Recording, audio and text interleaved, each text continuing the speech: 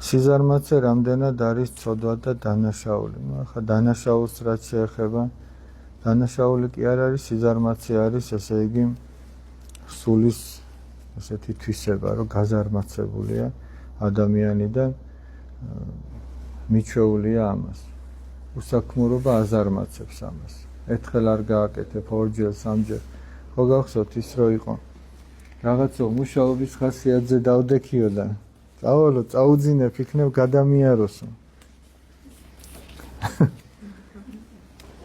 შედეგები რა მოაქვს სიზარმაცეს?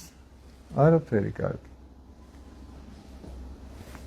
შენ უნდა იშრომო, შექმნა რაღაცა, სხვასაც უნდა გაუნაწილო. ჩვენ ლექტორი ყავდა მამა მაქსიმე ჭანტურია და ნახეთ რას გვეუბნეოდა ხოლმე.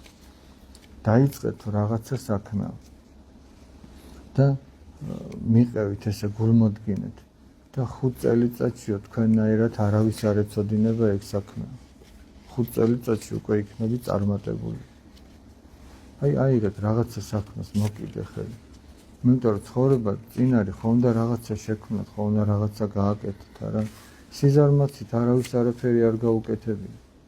მე ამას წინათ უყურებდი. მოჭიდავე რომ არის ლაშა ბექაური, ყველამ ძალიან კარგად იცით, მის ვარჯიშს უყურებდი, თავგანწირვამდე ვარჯიშობდი. და მაგ თავგანწირვის გარეშე შედეგები არ არის. მაგ თავგანწირვის გარეშე არის მხოლოდ ოცნებები და შედეგები მოაქვს მაგ თავგანწირვას. მან ეგეთ მიდგომას, რომ შენ ყველაფერი უნდა გააკეთო, თუ გინდა რაღაცას მიაღწიო. ახლა ზარმაცი კაცის მიღწევები მე არ მგონია ვინმეს გაეგონოს. თქვენ გაიგონიათ ზარმაცმა კაცმა თავის სიზარმაცით რაღაცას მიაღწია? არ არსებობს. ისევ თქვენ თუ გინდათ რამეს მიაღწიო და ეს ყველას უნდა უნდოდეს. სიზარმაცე არ გამოდგება. სიზარმაცეს ჩვენ უნდა ვებრძოლოთ.